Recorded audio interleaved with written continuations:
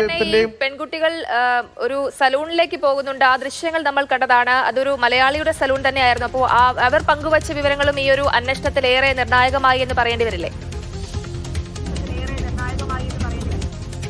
തീർച്ചയായും അത്തരത്തിലുള്ള പല ഘടകങ്ങളുണ്ട്. അതായത് മിനിഞ്ഞാന്ന് 11 മണിയോടെയാണ് ഈ സംഭവ വികാസങ്ങളുടെയൊക്കെ തുടക്കം. ബുധനാഴ്ച രാവിലെ 11 മണിക്കാണ് ഈ 2 വിദ്യാർത്ഥികൾ പരീക്ഷയ്ക്കാണെന്ന് പറഞ്ഞ് വീട്ടിൽ നിന്ന് ഇറങ്ങുന്നത്. അങ്ങനെ പരീക്ഷയ്ക്ക് എത്താതായതോടെ വീട്ടിലേക്ക് അധ്യാപകർ വിളിച്ചു ചോദിക്കുന്നു. അങ്ങനെ അപ്പോൾ ആ ഒരു നിമിഷം പോലും വൈകാതെ തന്നെ ഇവരെത്തിയില്ല എന്ന് കണ്ടതോടുകൂടി താനൂർ പോലീസിൽ പരാതിയുമായി ഈ 2 കുടുംബാംഗങ്ങളും എത്തുന്നു. അവിടെ നിന്ന് തുടങ്ങിയ അന്വേഷണമാണ്. അവരുടെ ടവർ ലൊക്കേഷൻ കോഴിക്കോടാണ്.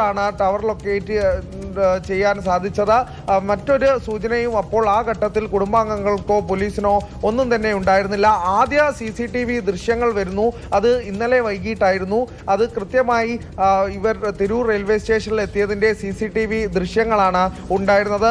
ഒപ്പം തന്നെ ഇവരോടൊപ്പം ഒരു യുവാവ് ഉണ്ടായിരുന്നു. റഹീം അസ്ലം എന്ന എടവണ്ണ സ്വദേശിക്കാരനായ യുവാവുണ്ടെന്ന് പോലീസ് കണ്ടെത്തുന്നത്. അത് സമൂഹ മാധ്യമത്തിലൂടെ ഇവർ പരിചയപ്പെട്ടതാണ്.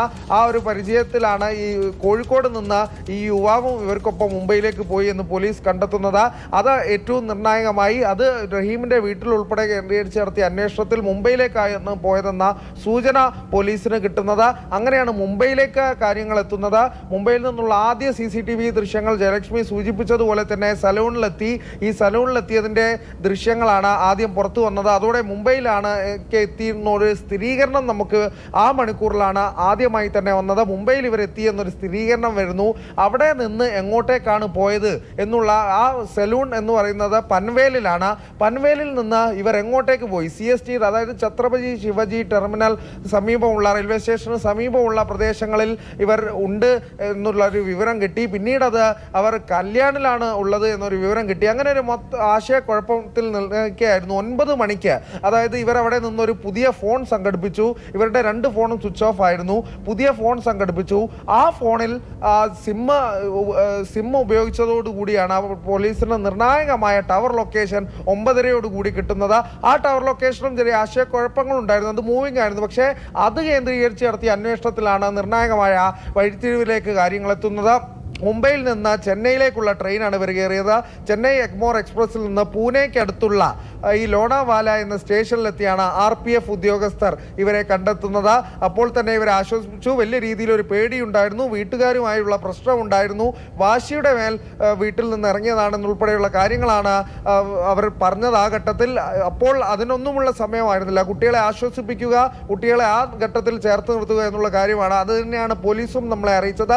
DYSP ഉൾപ്പെടെ പ്രതികരിച്ചപ്പോൾ അറിയിച്ചത് അതാണ്. DYSP എല്ലാവരുടെയും കൂട്ടായ ശ്രമത്തിന് നന്ദിയും അറിയിക്കുന്നുണ്ട്. ആ ഘട്ടത്തിൽ പോലീസിന്റെ കൈമൈ മറന്നുള്ള പ്രവർത്തനം അഭിനന്ദനാർഹമാണ്. ഒപ്പം തന്നെ മലയാളി സമാജത്തിന്റെയും മുസ്ലിം ജമാഅത്തിന്റെയും ഒക്കെ മലയാളി സഭയുടെയും ഒക്കെ പ്രവർത്തകർ മുക്കിലും മൂലയിലും തിരച്ചിൽ നടത്തി. പൻവേലിൽ നിന്ന് ഓരോ വിവരങ്ങൾ ലഭിക്കുമ്പോഴും അവർ ഈ ട്രെയിനിലൊക്കെ അരിച്ചു പെറുക്കുന്നുണ്ടായിരുന്നു. പ്ലാറ്റ്ഫോമുകളിൽ അവർ പരിശോധന നടത്തുന്നുണ്ടായിരുന്നു. ഈ ലൊക്കേഷൻ കേന്ദ്രീകരിച്ചൊക്കെ പരിശോധന നമ്മുടെ ഓരോ മണിക്കൂറിലും ഇന്നലെ അസീസ് എന്നുൾപ്പെടെയുള്ള മുസ്ലിം ജമാഅത്തിന്റെ പ്രവർത്തകൻ അവരൊക്കെ ഈ മണിക്കൂറിലും ലഭ്യമാണ് എന്നുള്ളത് തന്നെയാണ്. അവരൊക്കെ ഇപ്പോൾ കൂടി നമ്മളോട് വിവരങ്ങൾ പങ്കുവെച്ചതേ ഉള്ളൂ. ഈ അബ്ദുറഹ്മാൻ എന്ന് പറയുന്ന ആളുമായി ബന്ധപ്പെട്ട് കഴിഞ്ഞാൽ കൃത്യമായി അവരെ ട്രേസ് ചെയ്ത വിവരങ്ങളൊക്കെ നമുക്ക് ലഭ്യമാവും എന്നാണ് കൂടുതലായിട്ട് മനസ്സിലാക്കുന്നത്. മുസ്ലിം ജമാഅത്തിന്റെ പ്രവർത്തകരാണ്. അത്തരത്തിലുള്ള മലയാളി സമാജത്തിന്റെ പ്രവർത്തകർ ഏറെ നിർണായകമായ ആശങ്കയുടെ മണിക്കൂറിലേക്കായിരുന്നു നമ്മൾ അത്തരത്തിൽ ഈ കേട്ടുപരിചയമില്ലാത്തൊരു സംഭവം എന്നൊക്കെ വിശേഷിപ്പിക്കാവുന്ന തരത്തിൽ ഈ 18 വയസ്സ് തികയാത്ത ഈ 2 കുട്ടികൾ ഒരു പരിചയവുമില്ലാത്ത മുംബൈ പോലുള്ളൊരു മഹാനഗരത്തെ തേടി പോകുന്നു. അപ്പോൾ അതുണ്ടാക്കുന്ന ഒരു ആശങ്കയുണ്ടായിരുന്നു. എന്താണ് ഇനി വരും മണിക്കൂറിൽ എന്തായിരിക്കും ഇവരുടെ ലക്ഷ്യം, അതായത് ഇനി എങ്ങോട്ടാണ് ഇവർ നീങ്ങുന്നത് എന്നൊക്കെയുള്ള ആശങ്കയുടെ മണിക്കൂറുകളിലൂടെയായിരുന്നു നമ്മൾ ഇന്നലെ കടന്നുപോയിക്കൊണ്ടിരുന്നത്. ഇന്നലെ 1 മണിയായി, ഏറെ വൈകിയും നമ്മളുടെ തത്സമയ സംപ്രേഷണം നമ്മൾ അവസാനിക്കുമ്പോൾ പോലും ഒരു ക്ലൂയിലേക്ക് നമ്മൾക്ക് കാര്യങ്ങൾ എത്തിയിരുന്നില്ല എന്നുള്ളതായിരുന്നു ഇന്നലത്തെ നമ്മുടെ ഏറ്റവും വലിയ ആശങ്ക. ഒരു ആശ്വാസത്തിന് വകയുള്ള വാർത്ത കൊടുക്കാനുള്ള ആശങ്കയായിരുന്നു നമുക്ക്. പക്ഷേ 2 മണിക്കൂറിനകം തന്നെ ഈ അന്വേഷണം ഫലം കണ്ടു. കേരള പോലീസിന്റെ സമർത്ഥമായ നീക്കങ്ങൾ, കൃത്യമായ അവസരോചിതമായ ഇടപെടലുകൾ, കൃത്യമായ വിവരങ്ങൾ ശേഖരിച്ച് അത് മുംബൈ പോലീസിന്റെ സംയുക്തമായ ഇടപെടൽ മുംബൈ പോലീസിന് കൈമാറുന്നു. RPFന് വിവരങ്ങൾ ലഭ്യമാവുന്നു. RPF കൃത്യമായി തന്നെ കുട്ടികളെ കണ്ടെത്തുന്നു എന്നുള്ളത് തന്നെയാണ് ജയലക്ഷ്മി രശ്മി, നമുക്ക് എന്തായാലും ആശ്വാസത്തോടെ ഈ കാര്യങ്ങൾ പറയാൻ സാധിക്കും. തീർച്ചയായിട്ടും അരുൺ, വളരെ ആശ്വാസകരമായ കാര്യമാണ്. കാരണം ഈ കുട്ടികളെ തിരിച്ചു കിട്ടി എന്നുള്ളത് അരുൺ സൂചിപ്പിച്ചതുപോലെ തന്നെ മുംബൈ പോലും മഹാനഗരത്തിലേക്ക് ഈ കുട്ടികൾ ഭാഷ പോലും അറിയാതെ, ഇംഗ്ലീഷോ ഹിന്ദിയോ അറിയാതെ ആണ് ഇവർ പോകുന്നത്. ആ ഒരു സാഹചര്യത്തിൽ ഈ കുട്ടികൾക്ക് എന്തും സംഭവിക്കാം. അതുകൊണ്ട് തന്നെയാണ് ഉദ്യോഗപരമായ ഒരു നിമിഷമായി നമ്മൾ അതിനെ കാണുന്നതും. പക്ഷേ ഭാഗ്യവശാൽ ഈ കുട്ടികളെ ഇപ്പോൾ തിരികെ ലഭിച്ചിരിക്കുകയാണ്. ആ ബ്യൂട്ടി പാർലറിൽ നിന്ന് ലഭിച്ച ഇവരുടെ ദൃശ്യങ്ങൾ ഏറെ നിർണായകമായിരുന്നു. മലയാളിയായ ഒരു സ്ത്രീയുടെ ബ്യൂട്ടി പാർലർ ആയിരുന്നു അത്. എന്തായാലും അത് ഈ ഒരു അന്വേഷണത്തിൽ പോലീസിന് ഏറെ സഹായകരമായിട്ടുണ്ട്. ഈ കുട്ടികൾ ഭാഷ പോലും അറിയാതെ മുംബൈ നഗരത്തിൽ എങ്ങനെ എന്തും സംഭവിക്കാമെന്നൊരു അവസ്ഥയായിരുന്നു ഉണ്ടായിരുന്നത്. പക്ഷേ അതെല്ലാം ഖണ്ഡിച്ചുകൊണ്ട് ഈ കുട്ടികളെ ഇപ്പോൾ തിരികെ കിട്ടിയിരിക്കുകയാണ്. ഇവരുടെ ഫോൺ ലൊക്കേഷൻ കേന്ദ്രീകരിച്ചുള്ള പോലീസിന്റെ നീക്കമാണ് വിജയം കണ്ടിട്ടുള്ളത്. നമുക്ക് അരുണിലേക്ക് ഒരിക്കൽ കൂടി തിരിച്ചു പോകാം. അരുൺ, ഈ കുട്ടികൾ മറ്റൊരു ഫോണാണ് ഉപയോഗിച്ചത് എന്ന് പറയുന്നു. അതേപോലെ ഈ കുട്ടികൾ പോലീസിനോട് പറഞ്ഞത് തങ്ങൾക്ക് വീട്ടിൽ പ്രശ്നമുണ്ട്, അതേപോലെ വീട്ടിലേക്ക് പോകാൻ ഭയമാണ് എന്നുള്ളതാണ്. അപ്പോൾ നമ്മുടെ പോലീസുമായി കുട്ടികൾ സംസാരിക്കുമ്പോൾ അതുമായി ബന്ധപ്പെട്ട എന്തെങ്കിലും കാര്യങ്ങൾ പുറത്തു വരുന്നുണ്ടോ? അത്തരത്തിൽ ആദ്യഘട്ടത്തിൽ ഈ ഒരു വിവരമാണ് പോലീസ് പങ്കുവച്ചത്. അതായത് കുട്ടികളെ കണ്ടെത്തി എന്നുള്ള ഏറ്റവും വലിയ ആശ്വാസം, ഏറ്റവും വലിയ സംതൃപ്തി. ആ ഘട്ടത്തിലേക്ക് മറ്റു കാര്യങ്ങളിലേക്കൊക്കെ തന്നെ നമുക്ക് പോകേണ്ടതുണ്ട്. ഈ കുട്ടികൾ അവിടെ എത്തിയത് ഉൾപ്പെടെയുള്ള കാര്യങ്ങൾ, മറ്റാരുടെയും സഹായം ലഭിച്ചു എന്നുൾപ്പെടെയുള്ള കാര്യങ്ങളുടെ വിശദമായ അന്വേഷണമെല്ലാം സമാന്തരമായി തന്നെ നടത്തേണ്ടതുണ്ട്. ആദ്യ ലക്ഷ്യം എന്നുള്ളത് കുട്ടികളെ കണ്ടെത്തുക എന്നുള്ളത് തന്നെയായിരുന്നു. അതിനായിരുന്നു പ്രാഥമിക പരിഗണന. പ്രാരംഭമായി തന്നെ അതിനുള്ള ഒരുക്കങ്ങളും അതിനുള്ള ദൗത്യത്തിൽ തന്നെയായിരുന്നു പോലീസ് ഉണ്ടായിരുന്നത്. പിന്നീട് കുട്ടികളെ കണ്ടെത്തിയത് മറ്റു കാര്യങ്ങളിലേക്കൊക്കെ കടക്കും. നിലവിൽ കുട്ടികൾക്ക് അനിവാര്യമായ കൗൺസിലിംഗ് നൽകുക എന്നുൾപ്പെടെയുള്ള കാര്യങ്ങളിലാണ് ശ്രദ്ധ കേന്ദ്രീകരിക്കുന്നത്. ഈ ഘട്ടത്തിലേക്ക് കുട്ടികളുടെ അത്തരത്തിലൊരു മാനസികാവസ്ഥയിൽ തന്നെയാണുള്ളത്. അപ്പോൾ അങ്ങനെ ഒരു അന്വേഷണത്തിലേക്കൊന്നും ഈ ഘട്ടത്തിൽ കടക്കില്ല എന്നുള്ളതാണ്. അവരെ സുരക്ഷിതരായി എത്തിച്ചിട്ടുണ്ട്. പൂനെ RPF സ്റ്റേഷനിൽ അവരെ എത്തിച്ചിട്ടുണ്ട്. ഇനിയുള്ള നടപടിയാണ് നേരത്തെ ഞാൻ പറഞ്ഞു വന്നത്.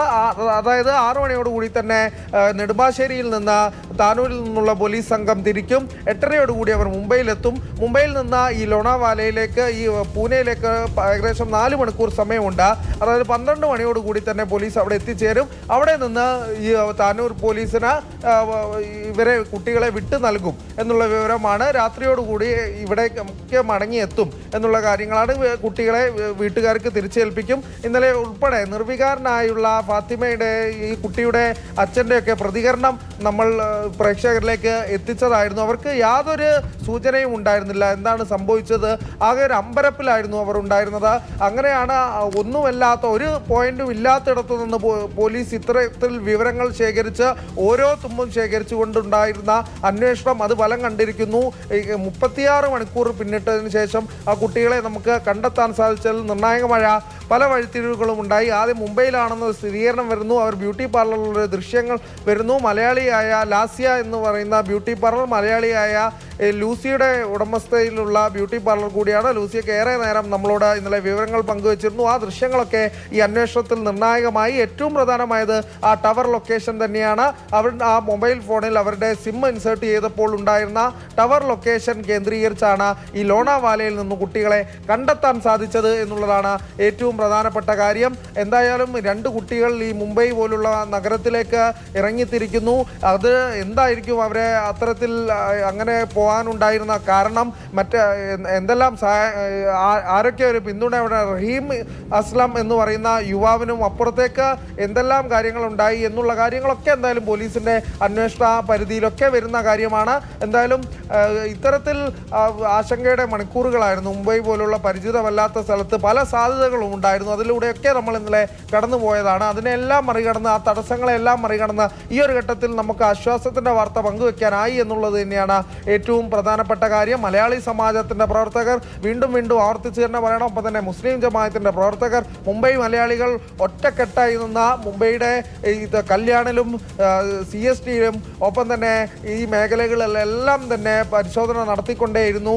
ഈ പോലീസ് കൃത്യമായ ലൊക്കേഷൻ കൈമാറിയത് ഈ പ്രവർത്തകർക്കാണ്. പോലീസിന്റെ സൈന്യമായി തന്നെ, പട്ടാളമായി തന്നെ ഇവർ പ്രവർത്തിച്ചു. അത്തരത്തിലുള്ള വിവരങ്ങളുടെ ഏകോപനം ഓരോ ഘട്ടത്തിൽ അവർ നമ്മളെ പോലും അറിയിക്കുന്നുണ്ടായിരുന്നു. കൃത്യമായ ഒരു ഏകോപനത്തിലൂടെയാണ് ഇവരെല്ലാം പ്രവർത്തിച്ചത്. കൃത്യമായ സന്ദേശങ്ങൾ കൈമാറിയാണ് ഇവരെല്ലാം നീങ്ങിയത്. ഇതിൻ്റെയൊക്കെ ഫലമായി കൂടിയാണ് നമുക്ക് ഒരു ആശ്വാസത്തിൻ്റെ വാർത്ത ലഭിച്ചിരിക്കുന്നത് എന്നുള്ളതാണ്. ഇതൊരു നമുക്ക് അനുഭവ പാഠം കൂടിയാണ്, ഭാവിയിലേക്കുള്ള അനുഭവ പാഠം കൂടിയാണ് എന്ന് തന്നെ വിശേഷിപ്പിക്കേണ്ടി വരും. കാരണം ഇനിയും ഇത്തരം സംഭവങ്ങൾ ഉണ്ടാകുമ്പോൾ എത്തരത്തിൽ ജാഗ്രതരായിരിക്കാൻ പല പാഠങ്ങളും നമ്മൾ എന്തെല്ലാം കരുതൽ നേരിടേണ്ടി വരും, എന്തെല്ലാം ജാഗ്രത നമ്മൾ നേരിടേണ്ടി വരും എന്നുള്ള ഒരു അനുഭവ പാഠങ്ങൾ കൂടി നൽകുന്ന ഒരു സംഭവമായത്. എന്തായാലും കേരളത്തിന് ഒന്നടങ്കം കാത്തിരുന്നു ഈ രണ്ട് കുട്ടികൾക്കായി.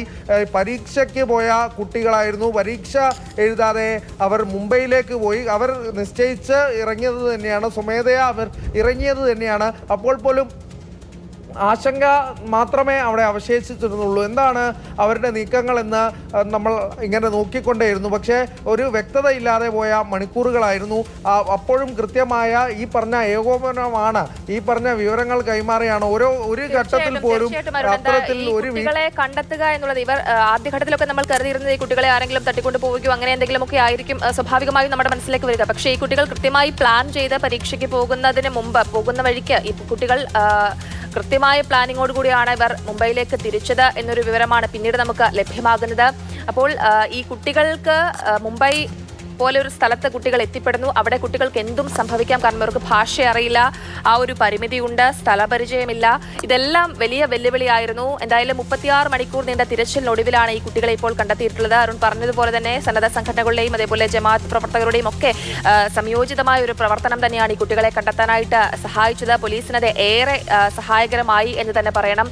കാരണം ഈ സ്ഥലത്ത് കുട്ടികൾ ഫോൺ ഉപയോഗിച്ചില്ല എങ്കിൽ എന്ത് ചെയ്യും, അല്ലെങ്കിൽ ഇവരെ എങ്ങനെ ലൊക്കേഷൻ ട്രേസ് ചെയ്യും, ഇത്തരത്തിൽ ധാരാളം വെല്ലുവിളികൾ ഉണ്ടായിരുന്നു. പക്ഷേ ഇവർ മറ്റൊരു ഫോൺ വാങ്ങി സിം അതിലേക്ക് ഇട്ടപ്പോഴാണ് ആ ഒരു ലൊക്കേഷൻ ട്രേസ് ചെയ്യാൻ സാധിച്ചതും പോലീസിന് എത്തിപ്പെടാൻ കഴിഞ്ഞതും. എന്തായാലും ഇപ്പോൾ താനൂർ പോലീസ് അവിടെ എത്തി ശേഷം കുട്ടികളെ കേരളത്തിലേക്ക് കൊണ്ടുവരും.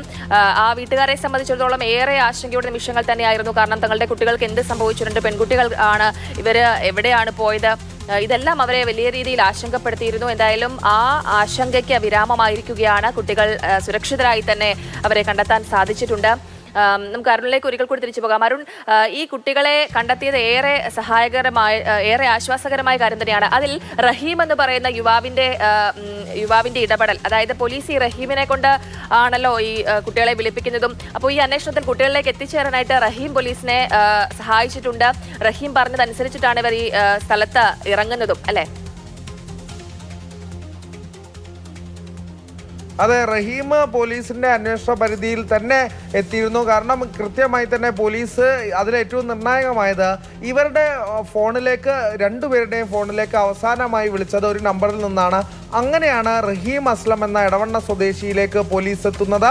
കൃത്യമായി റഹീമിന്റെ ടവർ ലൊക്കേഷൻ മഹാരാഷ്ട്രയിലാണെന്ന് കണ്ടെത്തി. അങ്ങനെ റഹീമിന്റെ വീട്ടിലെത്തി വിവരങ്ങൾ ശേഖരിച്ചു. അങ്ങനെ റഹീമുമായി ബന്ധപ്പെട്ടപ്പോൾ തന്നെ റഹീം പ്രതികരിക്കുന്നുണ്ടായിരുന്നു. റഹീം പറഞ്ഞത്, അതായത് ഇവരിങ്ങനെ വീട് വിട്ട് ഇറങ്ങിയതാണ്, ഇങ്ങനെ യാത്ര ചെയ്യാൻ താല്പര്യമുണ്ടെന്ന് പറഞ്ഞു. ഇങ്ങനെ സമൂഹ മാധ്യമത്തിൽ പരിചയപ്പെട്ടതാണ്. അങ്ങനെ റഹീമുമൊത്താണ് ഇവർ, കോഴിക്കോട് നിന്നാണ് റഹീം ഇവർക്കൊപ്പം ചേരുന്നത്. റഹീം മുംബൈയിലേക്ക് ഇവർക്കൊപ്പം പോയി. പക്ഷേ പിന്നീട് ഈ ബ്യൂട്ടി പാർലറിലേക്കും സലൂണിലേക്കും ഒക്കെ പോകുന്ന സമയത്ത് റഹീം അപ്പോൾ ഉണ്ടായിരുന്നില്ല. റഹീം പിന്നീട് ഇവരെ വീണ്ടും കണ്ടു. അതിനുശേഷം ഇവരെങ്ങോട്ടേക്ക് പോയി എന്നുള്ളതാണ് വലിയ ചോദ്യമായി ഇരുന്നത്. ഈ ബ്യൂട്ടി പാർലറിൻ്റെ ആ ദൃശ്യങ്ങൾ ഉൾപ്പെടെ നമ്മൾ കണ്ടു.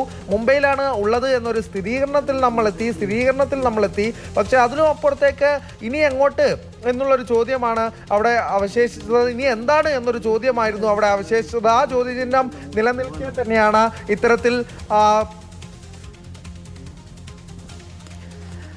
ഇത്തരത്തിൽ അത് ശ്രദ്ധിച്ചുകൊണ്ട് തന്നെ മുന്നോട്ട് പോകാൻ ഇവർക്ക്, പോലീസിനും അന്വേഷണ സംഘത്തിനും മലയാളി പ്രവർത്തകർക്കും ഒക്കെ സാധിച്ചത്.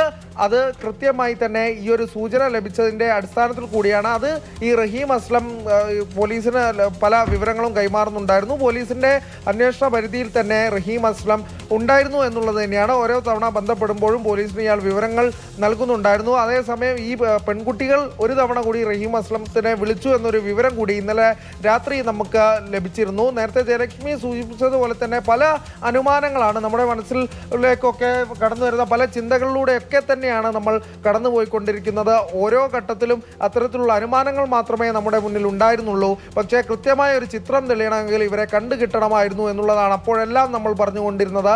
അങ്ങനെ തന്നെ 2 മണിക്കൂറിനുള്ളിൽ ഏകദേശം 2 മണിയോട് കൂടിയാണ് ഇവരെ ലോണാവാല സ്റ്റേഷനിൽ നിന്ന് കണ്ടെത്തുന്നത്.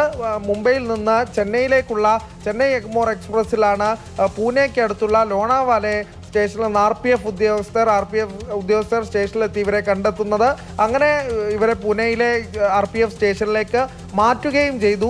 അങ്ങനെയാണ് താനൂർ പോലീസ് കൃത്യമായി അപ്പോൾ തന്നെ ഡിവൈഎസ്പിയുടെ പ്രതികരണം നമ്മൾ ഫോണിൽ തന്നെ നമുക്ക് ലഭ്യമായിരുന്നു. ഡിവൈഎസ്പി വലിയ ഒരു ആശ്വാസം പങ്കുവച്ചു. ഇനി അത്തരത്തിലുള്ള ഒരു പോലീസ് സേനയുടെ ഉൾപ്പെടെ നാട്ടുകാരുടെയും മുംബൈ മലയാളികളുടെയും ഒക്കെ കൂട്ടായ പ്രവർത്തനമായി തന്നെ അതിനെ പ്രശംസിക്കുകയും ഡിവൈഎസ്പി ചെയ്തു. കാരണം മലയാളികൾക്കൊക്കെ നമുക്ക് എവിടെ ഓരോ തവണ ഇത്തരം സംഭവങ്ങൾ ഉണ്ടാവുന്നു. കൊല്ലം ഓയൂരിലെ ആ സംഭവം നമ്മുടെ മുന്നിലുണ്ട്. അത്തരത്തിൽ ഈ അടുത്ത് എറണാകുളത്തെ സംഭവം നമ്മുടെ മുന്നിലുണ്ട്. ഇത്തരത്തിൽ കുട്ടികളൊക്കെ കാണാൻ നെഞ്ചിടിപ്പോടെയാണ് കേരളം കാത്തിരിക്കാറ്. അങ്ങനെ കുട്ടികളെ കണ്ടെത്തി എന്ന് പറയുന്ന ഒരു ആശ്വാസത്തിനായി നമ്മൾ കാത്തിരിക്കാറ്. ആശങ്കയുടെ പല മണിക്കൂറുകളും കടന്നാണ് ഇത്തരത്തിലൊരു സാഹചര്യത്തിലേക്ക് നമ്മൾ എത്തുന്നത്.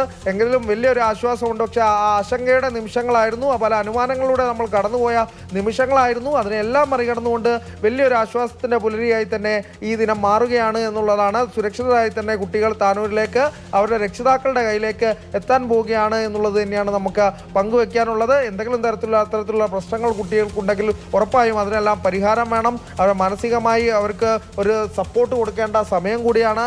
എന്തായാലും അത്തരത്തിൽ അവരെ ചേർത്ത് നിർത്തേണ്ട അനിവാര്യത കൂടിയാണ്. തെറ്റുകളുണ്ടെങ്കിൽ അത് തിരുത്തി ഒപ്പം ചേർത്ത് മുന്നോട്ട് പോകണം എന്നുള്ളത് തന്നെയാണ് ഇന്നത്തെ കാലത്തിന്റെ സന്ദേശമായി തന്നെ നമുക്ക് മുന്നോട്ട് വെക്കാനുള്ളത്. ഒരു അനുഭവ പാഠം കൂടിയാണ് കേരളത്തിന് മുന്നിലുള്ള ഒരു അനുഭവ പാഠം കൂടിയായി ഈ സംഭവം മാറുകയാണ് എന്നുള്ളത് തന്നെയാണ്. അരുൺ, എന്തായാലും ഈ കുട്ടികൾക്ക് വീട്ടിലേക്ക് വരാൻ ഭയമുണ്ട് എന്ന് പറയുമ്പോൾ കൂടി കുട്ടികൾക്ക് കൃത്യമായ കൗൺസിലിംഗ് കൊടുത്ത് അവരുടെ ഭയം മാറ്റി അവരെ ചേർത്ത് പിടിക്കേണ്ട ഒരു സമയം കൂടിയാണ്. ഇപ്പോൾ നമ്മൾ ചിന്തിച്ചു പോവുകയാണ്, നമ്മുടെ കുട്ടികളൊക്കെ ഇത്തരത്തിൽ എന്ത് കാരണം കൊണ്ടാണ് ഇവർ പോയത് എന്നുള്ളതിൽ കൂടുതൽ വ്യക്തത വരേണ്ടതുണ്ട്. എന്നിരുന്നാൽ തന്നെ വീട്ടിൽ പ്രശ്നങ്ങളുണ്ട് എന്ന ഒരു കാര്യമാണ് ഇപ്പോൾ കുട്ടികൾ പറയുന്നത്. അങ്ങനെയാണ് ഈ കുട്ടികൾ വീട് വിട്ട് പരീക്ഷ പോലും എഴുതാതെ മുംബൈയിലേക്ക് പോകുന്നത്. കൃത്യമായ ആസൂത്രണം ചെയ്ത് തന്നെയാണ് ഈ കുട്ടികൾ പോകുന്നത്. സ്വാഭാവികമായും ആ മാതാപിതാക്കളുടെ അവസ്ഥ, അവരുടെ വിഷമം, ഇതൊക്കെ നമ്മൾ കണക്കിലെടുക്കേണ്ടതുണ്ട്. നമ്മുടെ കുട്ടികൾക്ക് എന്ത് സംഭവിക്കുന്നു എന്നുള്ളത് നമ്മൾ ആഴത്തിൽ മനസ്സിലാക്കേണ്ട ഒരു സാഹചര്യം തന്നെയാണ്. കാരണം ഈ 2 പെൺകുട്ടികളാണ്. സമാനമായ സംഭവങ്ങൾ ധാരാളം നമുക്ക് മുന്നിലുണ്ട്. എന്ത് സംഭവിക്കാം? കാരണം പല കേസുകളും ഇത്തരത്തിൽ നമുക്ക് മുന്നിലുണ്ട്. അത് വലിയൊരു ആശങ്കയ്ക്കായിരുന്നു വഴിവെച്ചിട്ടുള്ളത്. കാരണം ഈ കുട്ടികൾക്ക് എന്തെങ്കിലും സംഭവിക്കുമോ എന്നൊരു വലിയൊരു പേടി നമ്മുടെ ഉള്ളിലുണ്ടായിരുന്നു. പക്ഷേ ഈ കുട്ടികൾ കൃത്യമായ പ്ലാനിങ്ങോടുകൂടി തന്നെയാണ് അവർ മുംബൈയിലേക്ക് എത്തുന്നത്. അവരുടെ കൈവശം ധാരാളം പണം ഉണ്ടായിരുന്നു എന്നതടക്കമുള്ള വിവരങ്ങൾ പുറത്തു വന്നിട്ടുണ്ടായിരുന്നു. ഇതെല്ലാം വലിയ രീതിയിൽ നമ്മളിൽ ആശങ്ക ഉണ്ടാക്കിയിരുന്ന കാര്യമാണ്. കാരണം എങ്ങനെയാണ് ഈ കുട്ടികൾ അവിടെ എത്തപ്പെടുക, ആരെങ്കിലും സഹായിക്കുന്നുണ്ടോ, ഇതെല്ലാം നമ്മുടെ ചിന്തയിൽ വന്നതാണ്. പക്ഷേ അതിനെല്ലാം മാറ്റിക്കൊണ്ടാണ് ഇപ്പോൾ ആശങ്കയ്ക്ക് വിരാമം ഇട്ടുകൊണ്ടാണ് ഈ കുട്ടികളെ മുംബൈയിൽ നിന്ന് കണ്ടെത്തിയിട്ടുള്ളത്. വളരെ പ്രധാനപ്പെട്ട ഒരു കാര്യം, ഇവരുടെ യാത്ര, അതായത് ഇവർ ഉപയോഗിച്ച മൊബൈൽ ഫോൺ, ഇവരെ കോൺടാക്ട് ചെയ്ത റഹീം അസ്ലം, ഇതൊക്കെ അന്വേഷണത്തിന് പോലീസിനെ സഹായിച്ചിട്ടുണ്ട്. മറ്റ് മലയാളി സന്നദ്ധ സംഘടനകളും മുംബൈ മലയാളി അസോസിയേഷൻ, ഇങ്ങനെ ധാരാളം ആളുകൾ ഈ കുട്ടികളെ കണ്ടെത്താനായിട്ട് പോലീസിനെ സഹായിക്കാനായി രംഗത്ത് വന്നു എന്നുള്ളതും ഏറെ ആശ്വാസകരമായ കാര്യമാണ്.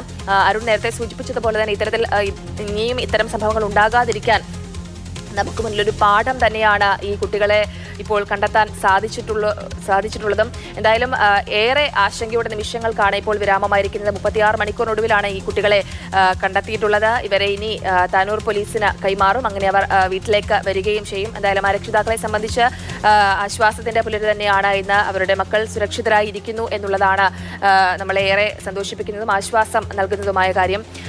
ഇനിയും ഇത്തരം സമാനമായ സംഭവങ്ങൾ ഉണ്ടാകാതിരിക്കാനും ശ്രദ്ധ പുലർത്തേണ്ടതുണ്ട്. കാരണം കൃത്യമായ കൗൺസിലിംഗ്, ഈ കുട്ടികൾ ഇപ്പോഴും പറയുന്നുണ്ട് വീട്ടിലേക്ക് എത്താനായിട്ട് ഭയമാണ് എന്നുള്ളത്. പക്ഷേ അവരെ കൃത്യമായ രീതിയിൽ കാര്യങ്ങൾ പറഞ്ഞ് മനസ്സിലാക്കി ചേർത്ത് പിടിക്കേണ്ട ഒരു സമയമാണ് ഇപ്പോഴെന്നുള്ളതാണ്. നമുക്ക് അരുണിലേക്ക് ഒരിക്കൽ കൂടി തിരിച്ചു പോകാം. അരുൺ, ഈ റഹീം അസ്ലം ഇപ്പോൾ എവിടെയാണ്? അയാളെ സംബന്ധിച്ച് എന്തെങ്കിലും വിവരമുണ്ടോ? കാരണം ഈ കുട്ടികളുമായി സംസാരിച്ചിരുന്നത് അയാൾ പറഞ്ഞ പ്രകാരമാണ് ഇവർ ഈ സ്ഥലത്ത് ഇറങ്ങുന്നത്. അപ്പോൾ ഇപ്പോഴും പോലീസ് അവിടെ എത്തിയിട്ടില്ല. റഹീം അസ്ലം ഇപ്പോൾ എവിടെയാണ് ഉള്ളത്? ഈ കുട്ടികളെ ഇപ്പോൾ RPF സ്ഥലത്താണ് ഉള്ളത്. കുട്ടികൾ എപ്പോഴാണ് കുട്ടികളെ കൈമാറുക? അത് സംബന്ധിച്ചുള്ള വിവരങ്ങൾ കൂടി പറയും. അതായത് ഈ റഹീം അസ്ലം മുംബൈയിൽ തന്നെയാണ് ഉണ്ടായിരുന്നത്. പോലീസിൻ്റെ പരിധിയിൽ തന്നെ, അന്വേഷണ പരിധിയിൽ തന്നെ, പോലീസുമായി ബന്ധപ്പെട്ട് തന്നെ ഇയാൾ ഉണ്ടായിരുന്നു എന്നുള്ളത് തന്നെയാണ്. ഇയാൾ നൽകിയ വിവരങ്ങളൊക്കെ ഈ അന്വേഷണത്തിന് സഹായകമായോ എന്നുൾപ്പെടെയുള്ള കാര്യങ്ങൾ കൂടി നമുക്ക് അറിയേണ്ടതുണ്ട്. എന്നാലും പോലീസിൻ്റെ അന്വേഷണ പരിധിയിൽ തന്നെ ഇയാൾ ഉണ്ടായിരുന്നു. ഇയാളെ ബന്ധപ്പെട്ട കാര്യങ്ങൾ ഉൾപ്പെടെ ഈ വൈകിയ മണിക്കൂറുകളിലൊക്കെ ഇയാൾ പങ്കുവെക്കുന്നുണ്ടായിരുന്നു. ഇനി പോലീസിൻ്റെ നീക്കം എന്ന് പറയുന്നത് 6 മണിക്ക് 8 മണിയോടുകൂടി തന്നെ 6 മണിക്ക് നെടുമ്പാശ്ശേരിയിൽ നിന്ന് തിരിച്ച് 8 മണിയോടുകൂടി മുംബൈയിലെത്തും. മുംബൈയിൽ നിന്ന് പൂനെയിലേക്ക് 12 മണിക്ക് എത്തും. അവിടെ നിന്ന് കുട്ടികളെ താനൂർ പോലീസിന് RPF സംഘം കൈമാറും എന്നുള്ള വിവരമാണ് നമുക്ക് ലഭിച്ചിരിക്കുന്നത്. എന്തായാലും അതിനുശേഷം ഇവരെ വീടുകളിലേക്ക് എത്തിക്കും. കുട്ടികളുടെ കുടുംബത്തിൻ്റെ ഒക്കെ പ്രതികരണം വലിയൊരു ആശ്വാസം അവർ പങ്കുവച്ചിരുന്നു. ഇന്നലെ രാവിലെ നമ്മളിവിടെ എത്തി ഈ കുട്ടിയുടെ പിതാവിനെയൊക്കെ കാണുമ്പോൾ അവർ വലിയൊരു നിർവികാരതയിലായിരുന്നു, വലിയൊരു ആശങ്കയിലായിരുന്നു. ഇത്തരത്തിൽ നമ്മൾ എങ്ങനെയെങ്കിലും വിവരങ്ങൾ പങ്കുവെച്ച് എത്രയും പെട്ടെന്ന് കണ്ടെത്തണം എന്നുള്ളൊരു കാര്യം മാത്രമേ അവർക്ക് പറയാനുണ്ടായിരുന്നുള്ളൂ. അത്തരത്തിൽ വീട്ടുകാരുമായുള്ള അത്തരത്തിൽ എന്തെങ്കിലും ആശയക്കുഴപ്പങ്ങൾ, എന്തെങ്കിലും പ്രശ്നങ്ങളുണ്ടെങ്കിൽ അതെല്ലാം പരിഹരിച്ച് തന്നെ അവരെ ചേർത്ത് നിർത്തിക്കൊണ്ട് തന്നെ ഇനി മുന്നോട്ട് പോകാനുള്ള ഒരു സമയം കൂടിയാണ്. അതിന് ഒക്കെ ഉള്ള ഒരു സാഹചര്യം കൂടെ തെളിഞ്ഞിരിക്കുന്നു എന്നുള്ളത് തന്നെയാണ് നമുക്ക് ഏറ്റവും ആശ്വാസകരമായ കാര്യം. ഓരോ ഘട്ടത്തിലും അവർ ഈ കേരളത്തിൻ്റെ മക്കളാണെന്ന് കരുതിക്കൊണ്ട് തന്നെ ഈ ഇത്തരത്തിൽ ദൗത്യത്തിൽ ഏർപ്പെട്ട ഒരുപാട് പേരുണ്ട്. ഞാൻ സൂചിപ്പിച്ചതുപോലെ തന്നെ മുംബൈ മലയാളി സമാജത്തിൻ്റെ പ്രവർത്തകർ, മുംബൈ മുസ്ലിം ജമായത്തിൻ്റെ പ്രവർത്തകർ, ഇവരൊക്കെ ഓരോ ഘട്ടത്തിലും നമ്മളോട് ഇത്തരത്തിൽ വിവരങ്ങൾ പങ്കുവയ്ക്കുന്നുണ്ടായിരുന്നു. ഓരോ സൂചനകൾ കിട്ടുന്നത് പോലെ ഇപ്പോൾ പോലും അവർ നമുക്ക് അവൈലബിളായി നമുക്ക് വിവരങ്ങൾ കൈമാറിക്കൊണ്ടേ ഇരിക്കുന്നുണ്ടായിരുന്നു എന്നുള്ളതാണ്. ഇപ്പോൾ പോലും അവർ പ്രതികരിക്കാൻ തയ്യാറായി സജ്ജമായി നിൽക്കുന്നുണ്ട്. അവർ വലിയൊരു ആത്മവിശ്വാസത്തിനാണ്. വലിയൊരു ദൗത്യം പൂർത്തീകരിക്കാൻ പോലീസിനെ അത്രമേൽ സഹായിച്ചവരാണ്. അവരുടെയൊക്കെ പ്രയത്നം ഫലം കണ്ടതുകൂടിയാണ്, ആശ്വാസത്തിൻ്റെ ഒരു പുരളിയായി കൂടി നമുക്ക് ഈ ദിനം മാറുന്നത് എന്നുള്ളത് കൂടിയാണ് ജയലക്ഷ്മി ഏറ്റവും പ്രധാനപ്പെട്ട കാര്യം. ഇനി